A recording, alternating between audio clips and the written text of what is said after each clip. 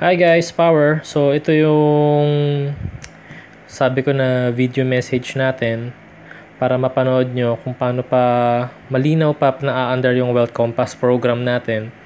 So yung Wealth Compass program natin, exclusive lang yan sa group natin na Eagles Alliance. So dito sa papel na to, susulat ko ulit step by step kung paano kikita simula from novice up to apprentice, master, hanggang makapuntahan ng legend.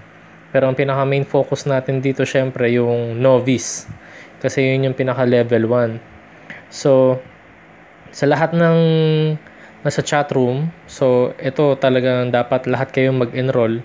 Hindi to dahil lang para lang masabi na maraming enrollee. Pero kasi, ito talaga yung dapat nyong gawin kung talagang gusto nyong kumita.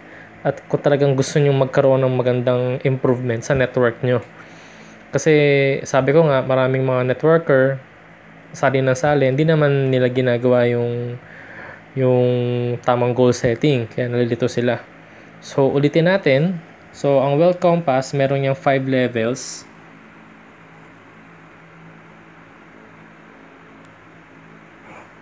So, yung 5 levels natin, yan yung number 1, yan yung novice. So, yung novice natin, ang pinaka-time frame niyan, 2 months. So, next dyan, pag nagawa mo yan, apprentice yung next. So, sa apprentice, actually 3 months to. So, yun yung pinaka-duration nila. Then, number 3, pag nagawa mo na yung novice, nagawa mo yung apprentice, next yung master. Pasensya na, pangat ang sulat. Yung master, 3 months. So, next dyan, yung Grandmaster, GM na lang. Tapos, number 5, yung Legend. So, wala pa tong time frame. Pero most probably, siguro another 3 to and another 3. So, sa lahat ng tatlo, sa lahat ng 5 na yan, applyin ano yung pinaka-importante. Actually, lahat sila importante. Pero, since lahat ay baguhan, karamihan ay baguhan, walang alam sa networking, hindi nila alam paano magsisimula, ito yung pinaka dapat mag-focus, novice. So, yung novice, ano yung requirement niya ulit? So, ito yun. Ito yung requirement ng novice. So, kung naalala nyo, sinabi ko sa chatroom yung requirement, pero yung iba, baka hindi magets, baka hindi malinawan. So, ito yung requirement ng novice. So, doon tayo sa baba. Novice requirement. Actually, simple lang requirement ng novice. Number 1, kailangan in 2 months, makompleto mo yung 4 heads. So, kung may 4 heads ka na, hindi mo na kailangan. Okay? So, number 2. So, kung 1 head ka pa lang, kailangan mong mag-add nung 3. Kung 3 heads ka pa lang, kailangan mong mag-add nung 1. Kung 2 heads ka pa lang, kailangan mong mag-add nung 2. Ba't kailangan ulit mag-add nung heads? Kasi the more na mas marami kang heads, the more na mas malaki kikitain mo. The more na mas marami kang heads, the more na mas mataas ang commitment mo. The more na madami kang heads, the more na mas gigil ka na gawin yung negosyo. The more na mas marami kang heads, the more na mas ina-attract mo sa buhay mo, sa network mo, na gusto mo magkaroon ng maraming downlines. So, yun yung first requirement. Number 2, in 2 months, kailangan magkaroon ng 4 downlines. So, 4 directs.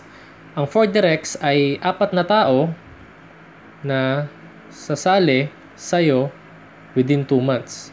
Kahit 1 head lang, 3 heads lang, o 7 heads sila, kahit ano pa bilhin nila, basta ang rule, magkaroon ka ng 4 na tao within 2 months. So, di ba? Madali, simple. 4 na tao lang. Ilan ang Facebook friends mo? Ilan ang kaibigan mo sa phone mo? Ilan ang prospect mo? Kaya dapat dito may prospect list ka din. 4. So, number 3, para sa mga nasa online, kailangan nyo ng online attendance. So, dito, kailangan nating manood ng 3 OPP, 3 NDO. Tapos, magbibigay kami ng questionnaire, dapat matama nyo yung questionnaire. For example, ano yung second topic ng NDO?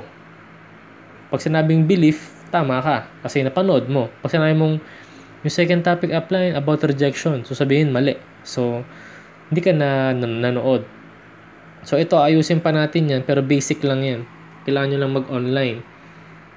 Number 4, ito yung pinaka-basic sa online, no? Actually, meron pang 2 points per month. Ito, C24/7.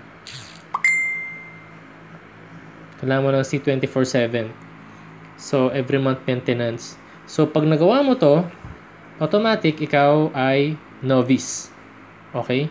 So, simple lang yan. Paano yung positioning yan upline? O, para hindi malito.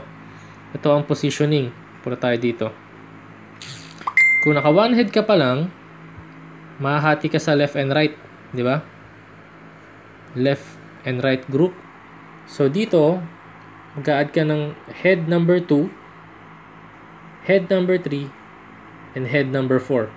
So, for example, Elsa, Elsa, Elsa, Elsa. So, dito pa lang, kumita ka na ng 500, another 500, another 500, and another 1,500. So, dito pa lang, meron ka ng 3,000. 1, 2, 3, 4. So, check. 4 heads. So, ano yung next? Kailangan mo ng 4 downlines. So, sa 4 downlines, dito mo lalagay 1, 2, yung unang dalawang downline, 3, and 4. So, downline number 1, downline number 2, downline number 3, and downline number 4. So, dyan mo sila ilalagay. So, ito, kumita ng 500, 500, 1,500, 500, 500, 1,500, another 1,500, another 1,500. Magkano total na kinita? Lahat-lahat nito ay nasa 11,000 pesos.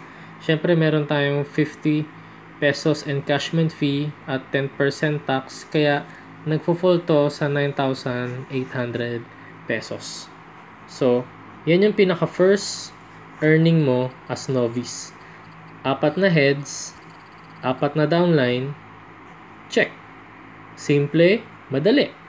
Okay? So, yung next video, mga panood mo, ano yung nakakabaliw na part. So, pause ko muna and abangan mo yung next video. Power.